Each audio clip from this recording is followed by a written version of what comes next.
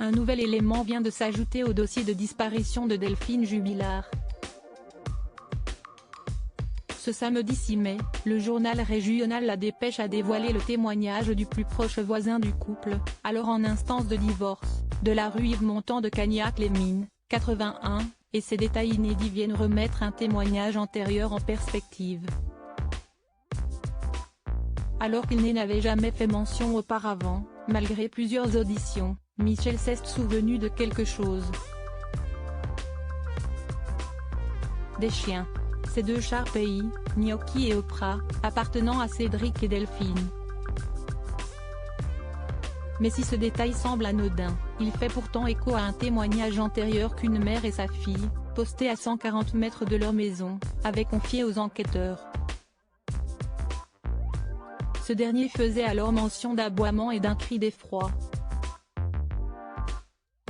Un cri de peur intense vers 23 h le soir de la disparition de l'infirmière de 33 ans. Les chiens n'aboyaient jamais. Il se peut que ce ne soit pas eux que les voisines ont entendu cette nuit-là. Moi, je ne les ai jamais entendus aboyer, a tout bonnement annoncé le voisin. Une nouvelle déclaration qui continue de faire planer le mystère autour de cette terrible affaire. Une nouvelle date charnière pour rappel, Cédric Jubilard, le mari de Delphine, est en détention provisoire à la maison d'arrêt de Cesse, près de Toulouse, depuis le 18 juin 2021.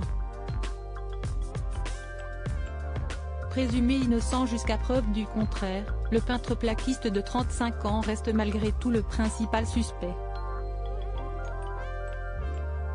Le 28 mars dernier, la 7e demande de remise en liberté de Cédric Jubilard, qui clame son innocence depuis le début de l'enquête, a été rejetée par la chambre d'instruction de la cour d'appel de Toulouse.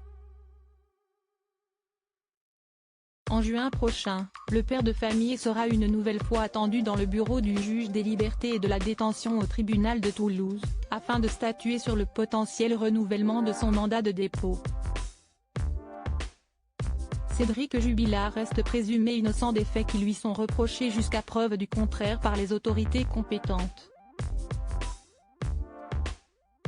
Article écrit en collaboration avec 6 médias. Crédit photo, capture d'écran Facebook.